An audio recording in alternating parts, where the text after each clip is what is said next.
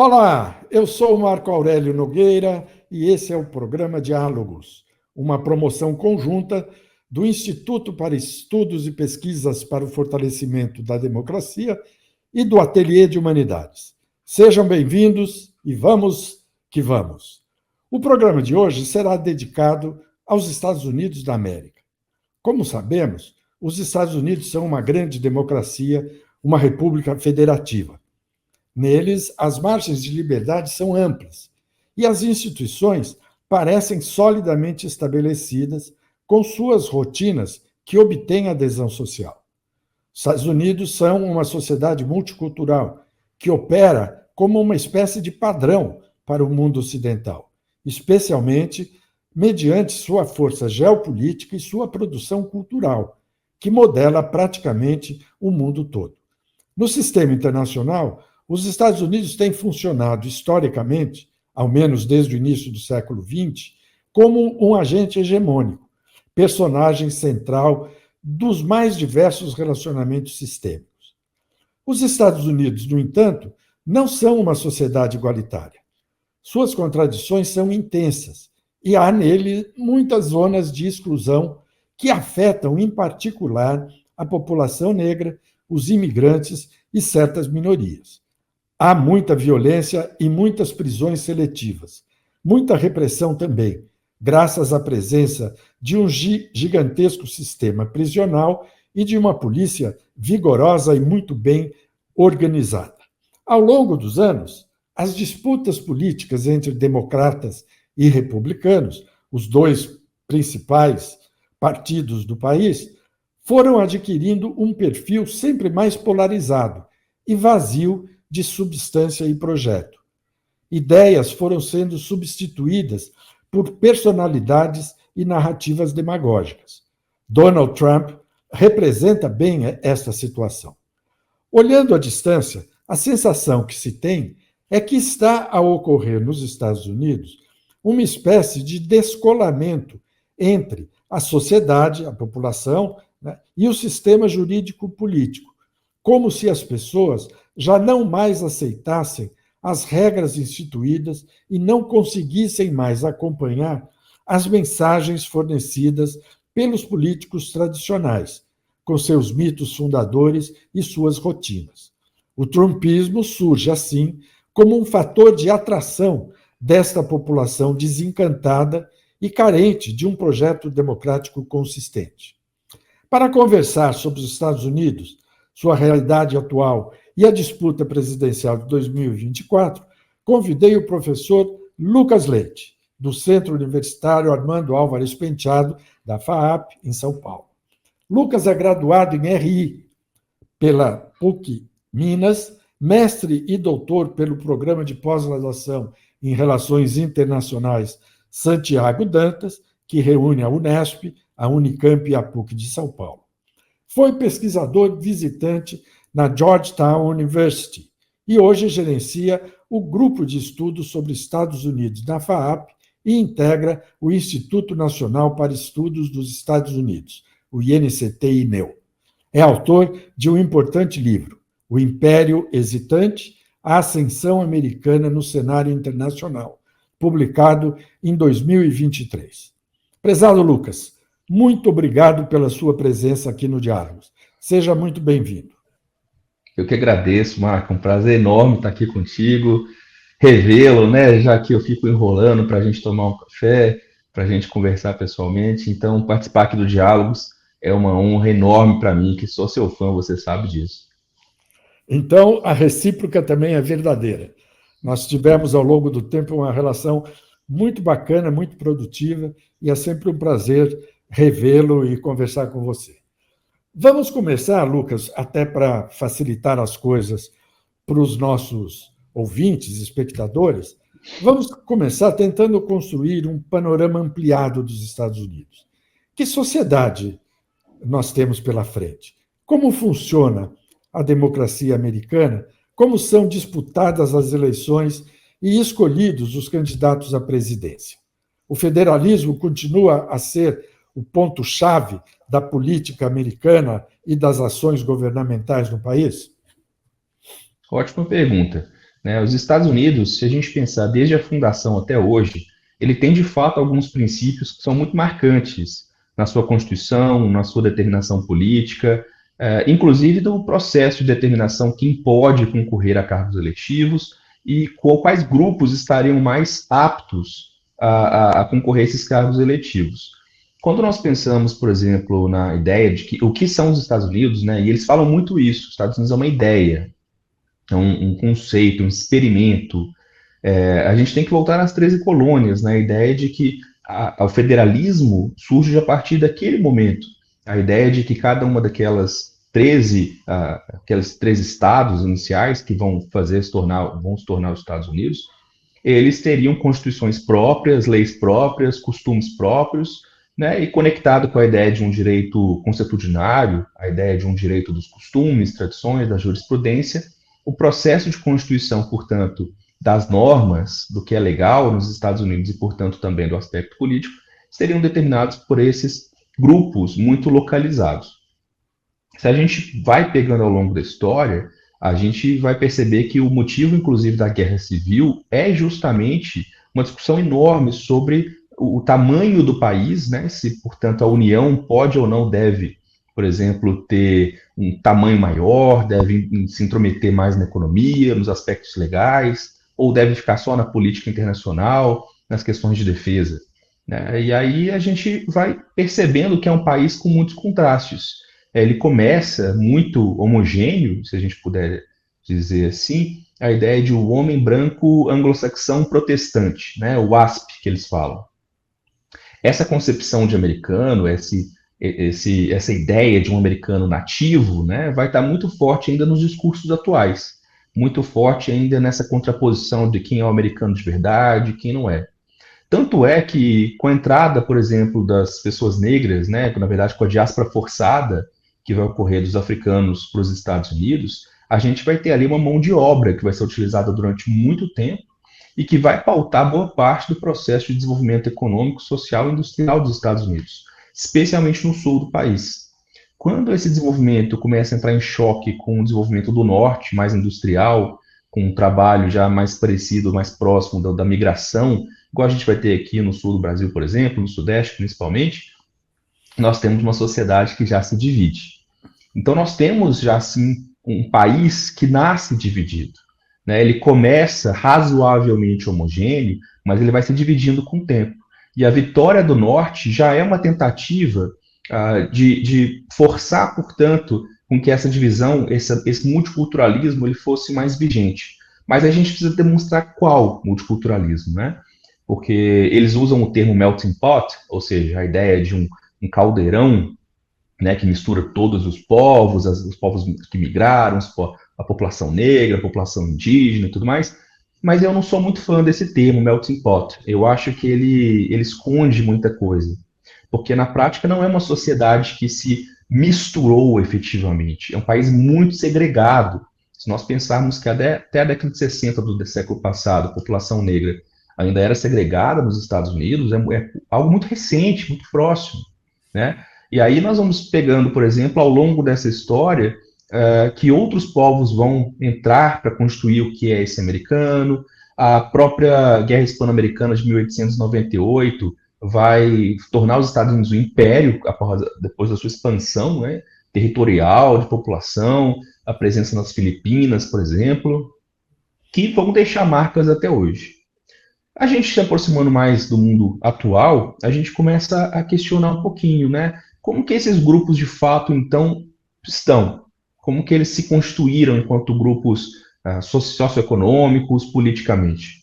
E, historicamente, a gente vai perceber que os mesmos grupos políticos, né, tanto do que viriam a ser os partidos democrata quanto republicano, eles bebem dessa fonte toda até hoje, né, de um padrão muito próximo ainda desse WASP, desse branco anglo-saxão, protestante, desse chamado americano médio.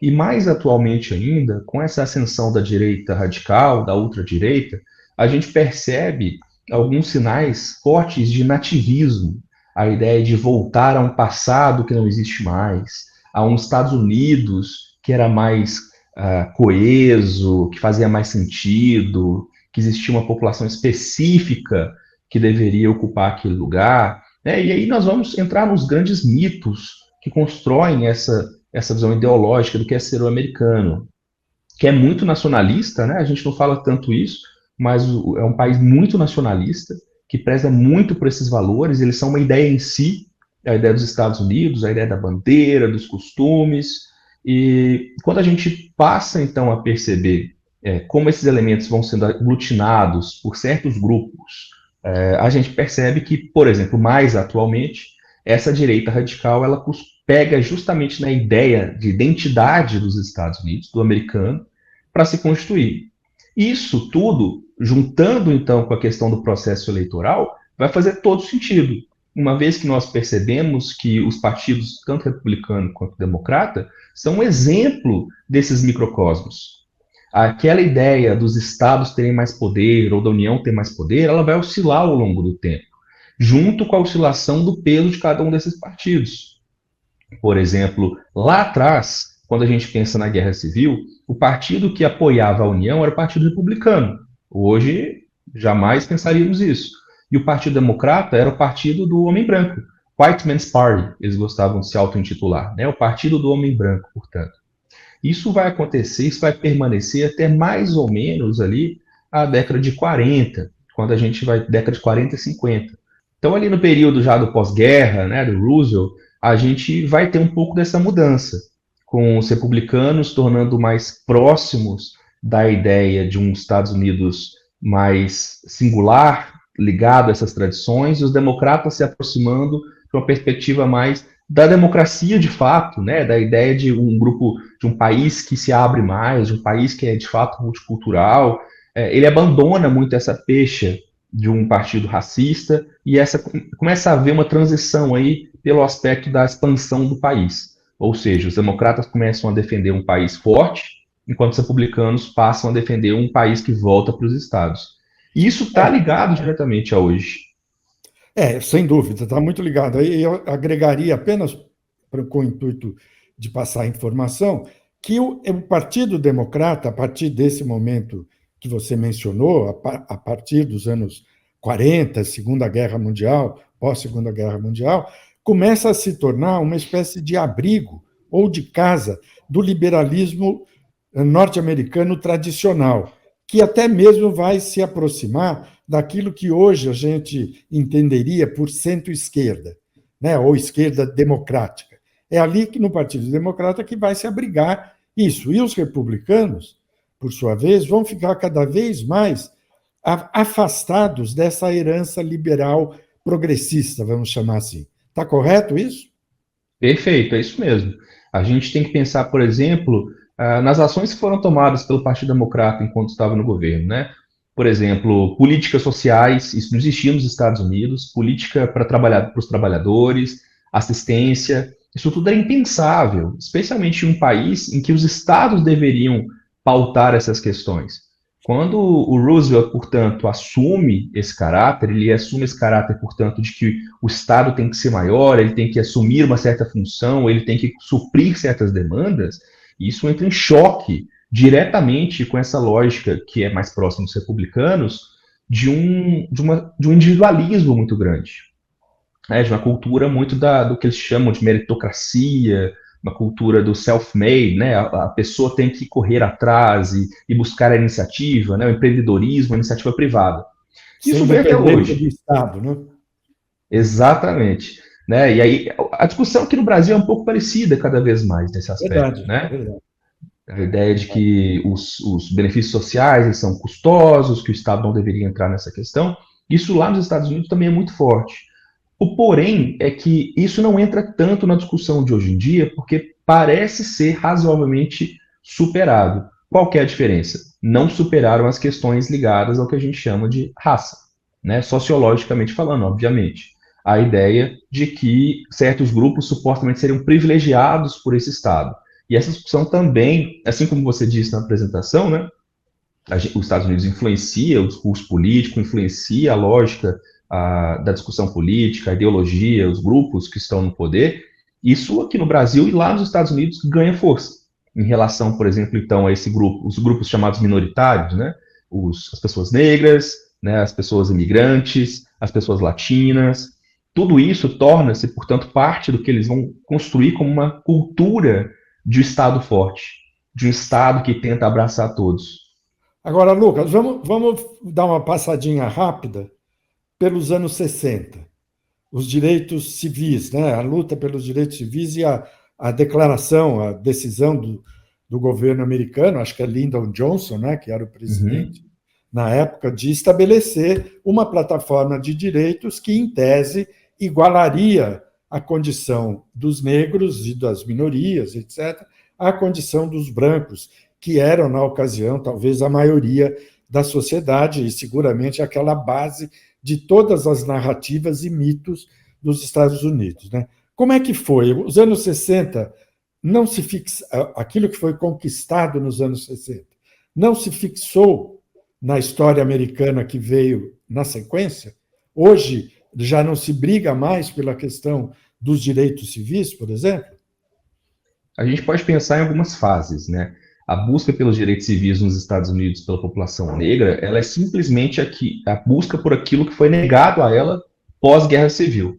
Depois que a guerra civil acabou e houve vitória do Norte, a escravidão também foi proibida nos Estados Unidos, houve uma emenda constitucional para isso, várias delas, na verdade, e uma delas garantia liberdade, direito ao voto, todos os direitos à população negra. O que aconteceu foi que, com mudanças relacionadas à presidência e por causa da pressão dos governos do sul do país, que inicialmente eram administrados pela União, né, o que a gente vai ter ali é um retrocesso gigantesco. Então, ok, as pessoas estão libertas, mas os estados do sul vão criar os Black Codes, também como são chamados, né? Esses códigos negros, essas constituições negras que dariam esses direitos, mas logo vão ser revertidos pelas leis de Jim Crow, que vão ser um conjunto de regras em vários desses estados do sul nos Estados Unidos, e em parte nos estados do norte, que vão, por exemplo, começar a proibir o ir e vir das pessoas negras, vão começar a proibir relações étnico-raciais diferentes em vários dos espaços públicos e privados, né? Então, Dificultar esse é o um dos voto. pontos. Exatamente. Aí a gente chega no principal. É isso aí, dificultar o voto. Né? Por exemplo, para poder votar, às vezes eles pediam que a pessoa já tivesse votado nas últimas 2 eleições. Ou para poder votar, a pessoa teria que comprovar que ela tem uma propriedade privada. Para votar, ela teria que demonstrar que ela era alfabetizada já tinha algum tempo. Isso era, óbvio, impeditivo para muitas das pessoas que acabaram de ser libertas. Né? Mas isso não muda tanto. A gente vai continuar tendo muito disso até a década de 60. O que vem na década de 60 é mais um processo de emancipação, mas não é um processo de fato de inclusão social dessas pessoas. A gente vai ter uma diversidade agora mais garantida, a gente vai ter mais pessoas votando, de fato, conseguindo votar, muitas dessas leis vão ser derrubadas, isso vai permitir, portanto, a participação política ampliada dessa fatia da população, porque, na verdade, já existiam muitos grupos nos Estados Unidos que já participavam e pressionavam muito para isso. Eles, portanto, vão ter essa vitória gigantesca, né? Depois das grandes marchas, Selma, por exemplo, com Martin Luther King e tudo mais. Mas, posteriormente, o que a gente vai perceber, né? Vai mudar alguma coisa? Vai. Vai ter mais pessoas votando, com mais direitos e tudo mais. Mas as estruturas políticos, sociais e econômicas dos Estados Unidos não mudam. Né? É o que os autores atuais dos estudos da branquitude falam, que é a ideia de que existe uma supremacia branca, de fato, uma linha de cor global, como diria Du Bois, né? E a ideia de que ainda existe, na prática do dia a dia, nas relações como um todo, uma série de elementos que ainda segregariam essas pessoas. Né? Quando eu morei lá em Washington, por exemplo, eu lembro de que os bairros em cada região, eram de pessoas de grupos étnicos diferentes. Eu achava aquilo uma loucura. Né? Você tinha uma região que era considerada das pessoas negras, uma região das pessoas consideradas latinas, outras das pessoas brancas, que eram supostamente os americanos nativos, o que nunca fez muito sentido, né? Se a gente fala desse orgulho que supostamente eles têm por esse tal multiculturalismo. Então, esses grupos, na verdade, eles vão continuar sofrendo muita pressão, vão continuar tendo muitas dificuldades, e só de fato, a partir da década de 80, 90, é que a gente vai ter, com o processo de globalização, com o processo de maior acesso, com os transportes, com a questão das mídias, aí sim, uma explosão na pressão por mais direitos, né, além dos direitos civis básicos, por uma, de fato, inclusão dessas populações no dia a dia, né, no Estado, nas demandas. Tanto que, a partir da década de 80, a gente começa alguns dos programas relacionados, por exemplo, a cotas raciais nas universidades americanas. Agora, Lucas, deixa eu te colocar uma questão que me incomoda muito sempre que eu penso nos Estados Unidos, né? Quer dizer, a emergência dessa pressão a que você se referiu, digamos, a partir dos anos 80, em função de todas as coisas que aconteceram no mundo, né?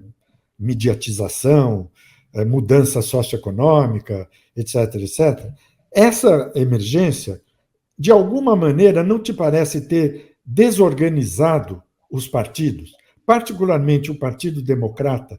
Porque, mesmo que a gente lembre que dos anos 80 para frente, nós tivemos Obama, né? E tivemos depois Joe Biden, não foram eleições que redefiniram o país.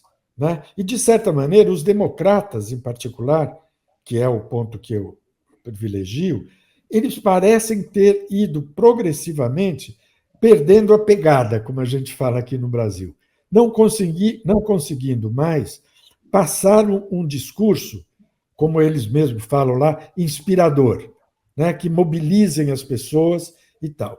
E uma das teses que eu conheço de interpretação desse fenômeno, e que eu gosto muito, eu gosto inclusive do livro todo, é do Marc Lillard, o historiador, né, o progressista de ontem e o do amanhã, né, em que ele faz uma interpretação que é evidentemente polêmica, mas que não deixa de ser sugestiva, em que ele afirma que a crise dos democratas se deve à incapacidade deles de fornecerem uma narrativa abrangente para a sociedade, né? Um novo projeto de país que pudesse ser disseminado e agregando as pessoas. E uma segunda hipótese dele é de que os democratas tiveram dificuldade de fazer isso porque, como partido, eles se fragmentaram demais em função dessas pressões identitárias. Né? As ilhas foram se criando dentro do Partido Democrata e diminuindo o valor da comunidade de todos, digamos assim. Né? E, com isso, a fraqueza dos democratas foi crescendo, mesmo que eles tenham conseguido eleger Obama e depois Biden. Mas parece que agora, por exemplo, em 2024, os democratas estão enfrentando seus demônios, né? Mas eles estão com dificuldades por vários motivos, né? Como que você está encarando essa situação? Eu pediria até que você deixasse para um segundo momento a eventual probabilidade, hipótese, do Joe Biden desistir da candidatura. Vamos discutir isso à parte. Mas essa situação atual, né, dos democratas diante dos republicanos, o fenômeno Trump, o que ele significa e assim por diante. Essa pergunta, ela está valendo $1 milhão, né? Opa! Ela é hoje... Perdão. Ela é a definição hoje das questões partidárias, marqueteiras, políticas, de tudo nos Estados Unidos, porque eu acho que é um fenômeno sem volta, né? Em primeiro lugar, a ideia de que esses grupos vão buscar maior participação na sociedade, vão buscar maior participação no Estado, na sociedade civil, isso é fato, né? A gente está vivendo um mundo, no mundo ocidental principalmente, nós temos esses grupos sendo representados e finalmente tendo voz. Então, acho que é mais que natural que eles comecem a se agitar politicamente, né? E justamente com o contexto no qual a gente vive, essa geração TikTok, é tudo muito rápido, tudo muito intenso, isso vai ser mais forte ainda nos próximos anos, eu acho, é a minha interpretação. Então, eu não concordo muito com a tese de que seria o processo das identidades, portanto, nas suas diferenciações, que gerariam esse problema. Eu acho que falta mais a Partido Democrata, na verdade, é saber organizar essas diferenças que tornam esses grupos comuns, né? Existem muitos trabalhos atualmente falando sobre o papel da interseccionalidade, por exemplo, falando sobre o papel de como construir um discurso pós-americano, né? O que seria isso? A ideia de sair daquele discurso essencial nativista que olha para os Estados Unidos ainda com as estruturas da branquitude e que vão quebrar um pouco isso e chamar essas pessoas para participação efetiva, né? Tanto na sociedade civil quanto na formação político-partidária e ideológica. Por quê? Quando a gente tem um Partido Democrata que ainda tem na sua base, né, o elitismo tradicional dos seus quadros, né, a gente tem muito mais pessoas brancas, a gente tem muito mais pessoas com muito mais experiência, a gente tem poucas mulheres, a gente não tem, de fato, né, esse discurso e prática conectados, realmente vai ser muito difícil a gente, por exemplo, pegar Joe Biden e achar que ele vai fazer um discurso inspirador. Né? Para quem ele fala? Esse é o ponto. Né? A quem ele está querendo emitir o seu discurso? Qual é seu público? O Partido Democrata. Quer dizer que você acha que tanto faz ser Biden ou um outro mais jovem, que a situação permaneceria a mesma? Não no caso particular do Joe Biden, por uma série de outras questões, que a gente pode conversar daqui a pouquinho. Mas se nós trocarmos, né, Joe Biden por Donald Trump, e aí pode parecer que é uma troca muito diferente, mas não é tão diferente. A ideia é de que são duas pessoas do establishment muito forte. Duas pessoas, dois homens brancos mais velhos, que estão buscando um discurso já utilizado várias vezes e que não é agregador. É um discurso que separa, na verdade. Joe Biden até tenta construir esse discurso, né? E o Donald Trump, óbvio, vai comer pelas beiradas ali, tentando jogar a culpa no Partido Democrata por todos os problemas e por causa do tal do identitarismo, né? Que aqui no Brasil, por exemplo, quem adotou esse discurso foi o Ciro Gomes. Olha que interessante para a gente poder fazer esses paralelos, né? Mas eu acho que não. Acho que a solução do Partido Democrata hoje está, de fato, na garantia desses direitos à parte dessa população, mas ele não sabe comunicar isso. Ele não sabe transitar justamente entre essas diferenças, que são, às vezes, muito grandes, e que, de fato, sim, se pulverizam em vários grupos, trazê-los para dentro do Partido Democrata para a criação de uma agenda comum. Isso eu ainda não consegui perceber. A única coisa que nós temos, de fato, garantida hoje é muito mais uma agenda verde, que é algo que tem ali já no Partido Democrata uma ênfase maior. Né? A ideia do combate à mudança climática, ao aquecimento global, isso sim, isso eu vejo muito forte no Partido Democrata, e do lado oposto no republicano, o contrário disso tudo. Né? Uma agenda ainda muito carbonizada, ainda muito desconectada das necessidades atuais. Então, na minha percepção, né? Não, perfeito. Eu acho que eu concordo com o que você está falando, embora eu não conheça a situação tão bem quanto você, né? Mas eu acho muito lógico o que você está falando e acho que esse é o desafio que está posto para vários partidos do mundo, não apenas do Partido Democrata, né? Quer dizer, porque a sociedade se fragmentou, a sociedade se diversificou e os partidos não estão sabendo atrair os vários pedaços da sociedade, da população, para dentro deles, em nome de um consenso que daria fisionomia nova aos partidos. Né? Aliás, consenso é uma figura que hoje, na sociedade atual, está bem difícil de ser praticada. É difícil alcançar consenso, seja na área que for, em relação ao problema que for. Né? Agora, tentando fazer um pouco uma argumentação contrária à tua, mas não no sentido polêmico, apenas para destacar um ponto, o Trump é agregador, né? Aparentemente. Ele não agrega, até onde eu sei, o Partido Republicano, ele manda no Partido Republicano, o que é uma situação completamente diferente. Né? E os republicanos, os seus vários pedaços estaduais, estão aceitando esse mando trumpista. Né? E o Trump parece conseguir magnetizar a população americana. Claro, uma parte da população americana. Hoje, 50%, digamos, dos eleitores. Vamos dizer assim. Né? A gente não sabe como vai ser a eleição, mas se a gente tomar como base a eleição anterior, ela foi disputada pau a pau, como a gente se fala, como aconteceu, inclusive, no Brasil, em 2022, Lula-Bolsonaro. Né? Parece que as eleições estão sendo assim em vários lugares do mundo e, portanto, os prognósticos ficam sempre em suspenso. Mas o Trump é agregador. Como que você vê a emergência dessa figura do ponto de vista da relação entre a política, ou um político, e a sociedade, a população? O que ele tem? Que carta ele tem nas mangas para obter essa adesão, que é adesão que, inclusive, chega ao nível do fanatismo, né? Sim. De fato, né? Quando a gente pensa em Donald Trump hoje, a gente está fazendo muita pesquisa sobre o trumpismo lá na FAP, no grupo de estudos. E uma das variáveis que a gente está analisando é justamente a ideia do culto, né? O culto ao Donald Trump, a ideia do trumpismo, a figura dele enquanto a quem eles querem no poder do que o Partido Republicano, de fato. Ou seja, é uma crise partidária, além de tudo, né? É uma crise tanto do Partido Republicano quanto do Partido Democrata. O ponto é que o Partido Republicano encontrou no Trump, não sei se para o bem ou para o mal, né? Eu tendo a dizer que bem para o mal, né? Porque é uma figura que é muito contrária a todo o processo político tradicional, muito contrária ao jogo democrático. Então, Trump não se encaixa nesse processo, né? Como ele foi constituído.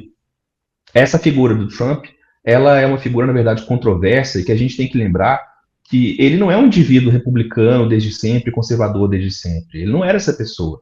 Ele era uma pessoa, inclusive, muito próxima do Partido Democrata. Tem fotos dele com Hillary Clinton, Bill Clinton. A gente vai ter ele filiado ao Partido Democrata durante algum período. Ele vai fazer essa transição junto com o seu processo de transição enquanto figura pública.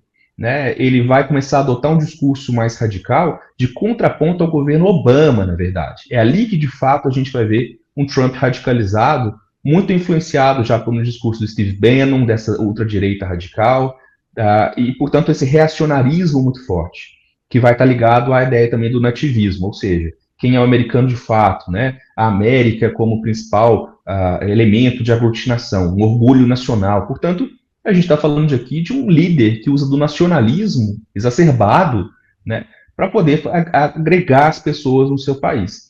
Isso tudo também vem junto com uma discussão sobre a própria globalização. Os Estados Unidos, com o processo da década de 90, a criação dos blocos comerciais, a própria criação do NAFTA, os tratados de livre comércio, permitiu, claro, uma maior transação comercial entre todos os países. Muitos setores dos Estados Unidos ganharam com isso, mas outros perderam. Alguns dos setores que perderam foram justamente dos trabalhadores brancos, da classe média branca, que é aquela classe média ali, por exemplo, do Nordeste dos Estados Unidos, né, do Norte dos Estados Unidos, ali uma parte ali do Sul também, mas principalmente setores da indústria que viram seus empregos irem para o México, para a Indonésia e para outros países do mundo. Junte a isso, né, a questão da China. A China, enquanto uma superpotência hoje, que equipara os Estados Unidos em alguns pontos e consegue hoje se tornar economicamente muito forte, porque passou por um processo, sim, de uma transição, uma industrialização muito pesada e hoje é uma potência científica. Todos esses fatores juntos, numa sociedade que está cada vez mais dividida, justamente pelo que a gente falou anteriormente, mais fragmentada, alguém que consegue criar coesão, um discurso que faça sentido para aquelas pessoas, vai ganhar notoriedade. Né? Ele, obviamente, aqui, eu não vou entrar no mérito se ele está próximo de um discurso neofascista, ou se o Partido Republicano está bem próximo disso. Alguns autores já dizem que sim. Mas eu diria que essa radicalização, esse reacionarismo, populista, inclusive, né, de trabalhar com as massas, trabalhar com os grandes grupos, de vincular esses grupos a uma ideia, que permitiram com que Trump ascendesse. Mas aí tem um elemento final, que eu acho que é a grande cartada que a extrema-direita usa no mundo todo, que são as fake news. Né, a constituição de discursos, o domínio da narrativa. Eles conseguem criar aquilo que vai ser pautado sobre política, economia, de uma forma muito importante. Eles fazem isso no Brasil, nos Estados Unidos, na Europa, né? E vão constituindo, portanto, essa narrativa e tem um controle dela. Então, a esquerda e esses grupos mais democráticos, progressistas, estão sempre de escanteio, estão sempre contra a corda. Eles estão tendo que se defender constantemente. Ao contrário dessa direita radicalizada, em que o Trump talvez seja o maior expoente dela, que ela não se importa com a verdade, ela não se importa se a informação é adequada ou não, se tem uma fonte para poder cumprir aquilo. Ela só joga a informação e espera que gere, de fato, um debate. Não, isso eu acho que é uma observação tua muito precisa e muito esclarecedora. da disputa política nos Estados Unidos desse ano, né? Quer dizer, a questão que fica, e aí a gente pode entrar nos pontos mais cruciais, vamos dizer assim, é como enfrentar este personagem, né? Com que bagagem, com que discurso, com que pessoas, né? Com que protagonistas. Porque o que a gente vê hoje, e aí todo mundo está vendo, não é nenhum fato novo, e pode ser que daqui a 15 dias as coisas mudem, é um candidato democrata sem capacidade competitiva, sem condições de competir em geral e, particularmente, de se debater, de enfrentar um candidato do tipo Trump, né? Essa extrema-direita, reacionário, hostil, sem compostura, sem nada, sem educação, vamos dizer assim, né? Então, a pressão para que o Biden reveja a candidatura é inegavelmente enorme, porque, primeiro, ele está demonstrando dias sucessivos que ele tem uma tibieza senil, falhas cognitivas, né? Uma capacidade de argumentação que é declinante, porque o cara tem 81 anos. Né? Tudo bem, tem muitos velhinhos que estão muito bem na fita, né? Mas o Biden não é um exemplo disso. Ele está dando demonstrações. Ainda ontem, na OTAN, ele trocou a Kamala Harris pelo Trump, né, o nome, em vez de falar, quando eu convidei o Trump para ser meu vice-presidente, quer dizer, uma coisa horrorosa. Né? Então, são tropeços aproveitados, explorados pela mídia, que é manipulada fortemente pela extrema-direita, como você mencionou. E aí, os democratas de maior peso começam a ficar inquietos. Né? O Obama já se manifestou. A Nancy Pelosi, que era presidente da Câmara dos Deputados, né, nos Estados Unidos, artistas, o George Clooney, Michael Douglas, pedindo para o Biden rever a sua postulação à reeleição. Né? Ou seja, o ambiente político por ali deve estar muito tumultuado. Né? Como é que você está vendo isso? Você acha razoável pensar numa eventual desistência do Joe Biden? Olha, eu tenho falado muito sobre isso, e uma das coisas que eu sempre falo é que o etarismo me incomoda muito das pessoas, né?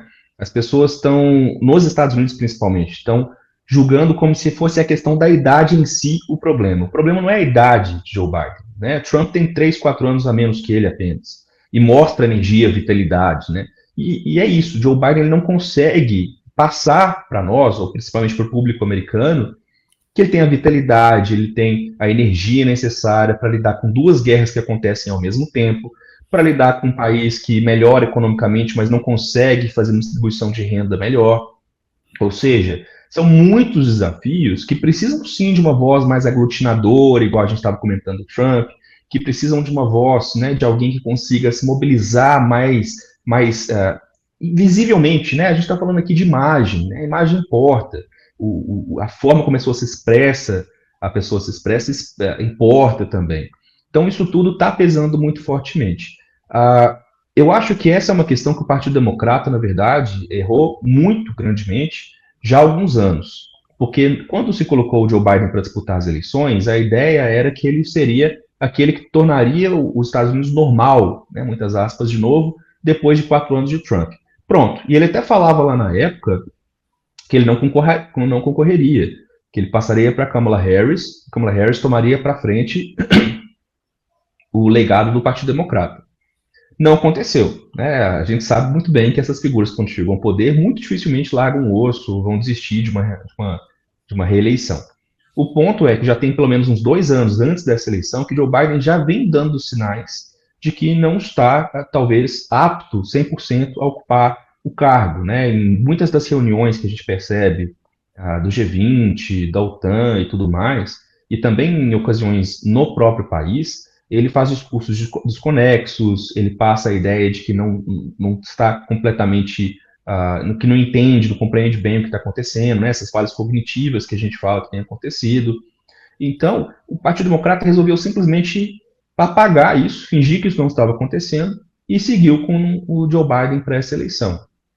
O que eles não esperavam é que talvez isso piorasse tanto, né, que Joe Biden talvez se mostrasse, né, mais fraco fisicamente, mentalmente para essa campanha, que é uma campanha muito pesada. São muitos estados, são muitos meses, é muita gente para conversar, acontecem muitas coisas ao mesmo tempo, isso sem contar que ele é o presidente em exercício.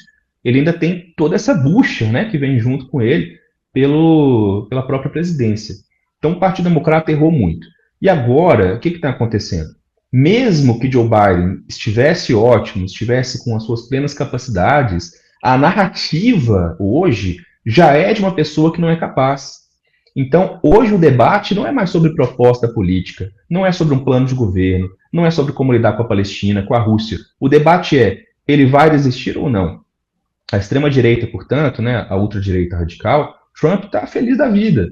Porque o debate que tem ali dentro não é sobre, por exemplo, o julgamento do Trump, não é mais sobre se ele é de fato possível ser um candidato, não é mais sobre a questão da Suprema Corte, não é mais sobre questões importantes. Enquanto Joe Biden for candidato, na minha percepção, a gente ainda vai ter essa discussão acontecendo até o final.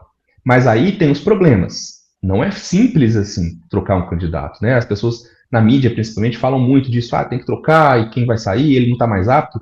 Tudo bem, pode ser verdade. Mas, em primeiro lugar, ele teria que desistir. É uma escolha pessoal. Ele, enquanto indivíduo, tem que falar: eu não vou mais. Em segundo lugar, a gente tem que pensar quem vai substituir. Kamala Harris foi escondida praticamente pelo Partido Democrata nos últimos 4 anos. O Partido Democrata não deu visibilidade a ela, as pautas dela, a ideia dela enquanto grande líder que poderia ocupar esse lugar. Outros candidatos, né, governador do Michigan, governador da Califórnia, também não. A gente não sabe nem os nomes deles de cor. Né? A gente teria que pesquisar. Então não são figuras, de fato, muito visíveis ao público. E a gente constrói um candidato nos Estados Unidos com muito tempo, levando ele para os jantares de doadores, levando ele nas campanhas eleitorais distritais. É uma pessoa que vai sendo conhecida ao longo do tempo. Assim como no Brasil também, né? Esse nome tem que ser nacionalizado, esse nome tem que ser publicizado.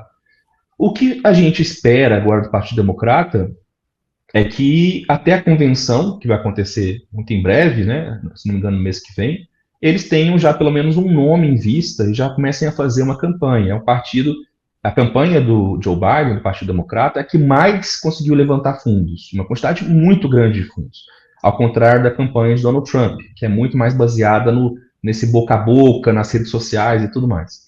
Então, o investimento que vai ser feito para esse novo nome, se ele vier, vai ser enorme.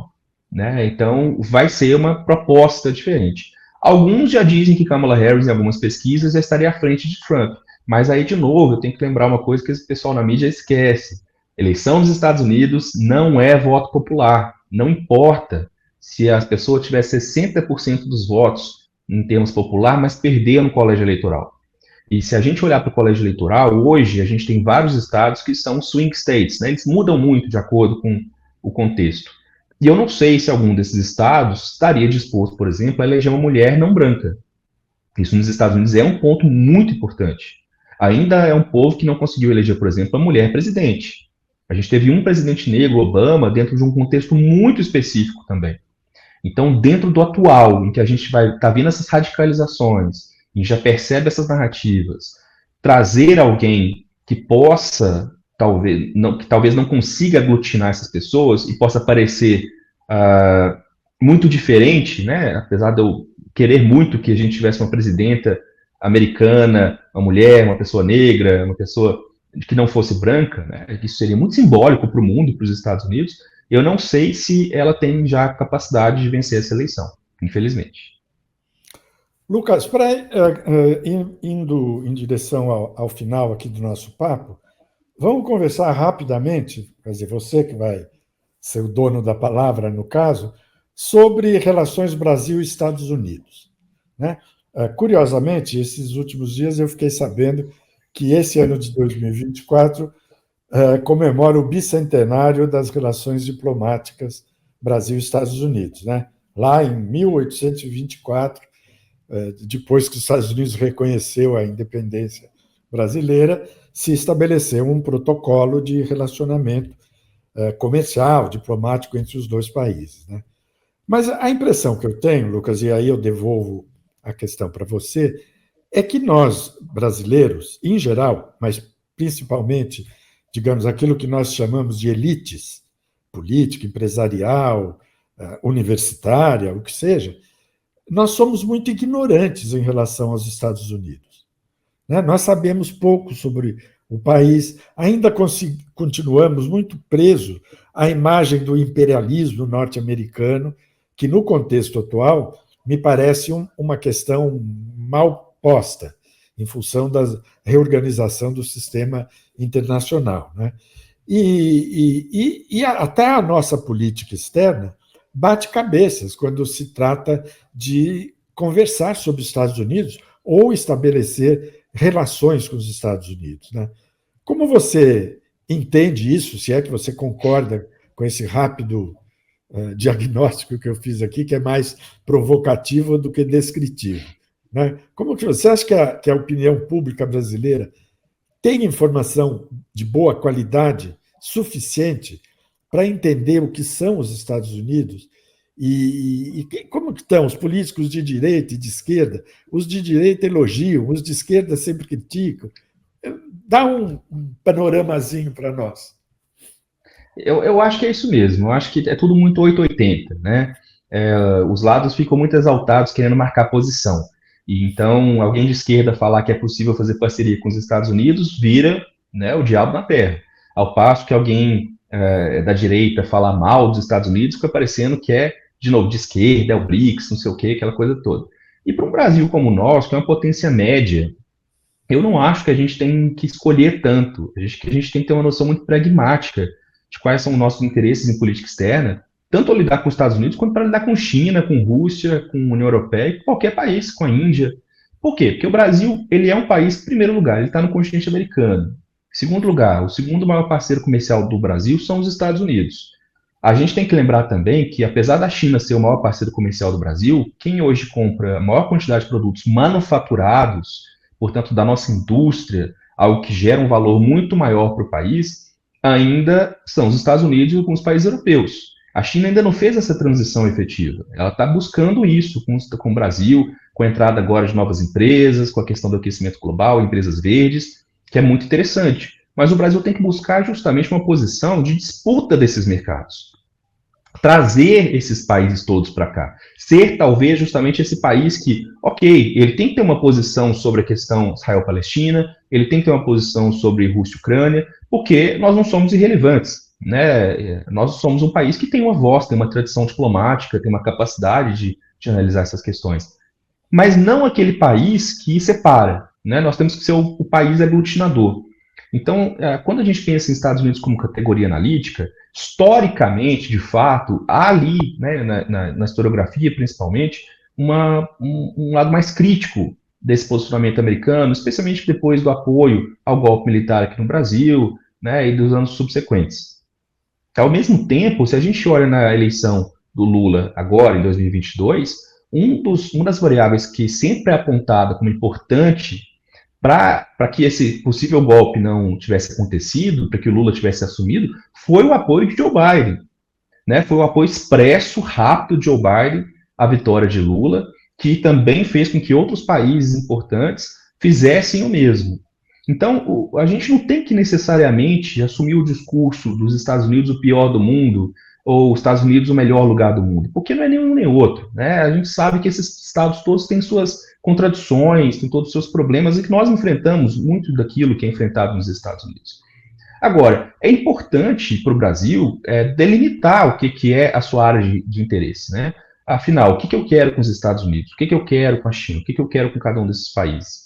Eu tive a sorte, né, o privilégio de ser convidado para escrever, junto com o professor Tulo Vidjevan, querido professor, um dos capítulos do livro do Bicentenário dos Estados Unidos com o Brasil, organizado pela professora Fernanda Manhota, minha grande amiga, que você conhece muito bem, e organizado pela FUNAG, junto da Embaixada Americana e da Embaixada Brasileira.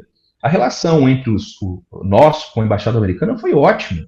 Eles foram super abertos conosco, eles estão, inclusive, com projetos de investimento para uma exposição, para aproximação cultural, que fala de diversidade, que fala de ancestralidade. O governo Biden, portanto, é um governo muito aberto ao diálogo com o Brasil. E nós temos, em geral, isso com governos democratas, mas também tivemos com governos republicanos. George W. Bush, com todos os poréns, era alguém que era próximo de Lula, que via em Lula um parceiro fácil, né, de negociar. Então, eu entendo que hoje muito mais do que acontece é narrativa, é discurso, é para construir uma imagem, do que efetivamente quando a gente fala do instrumentalizar, né? E aí eu acho que o Brasil perde talvez oportunidades ao cair nesse dilema.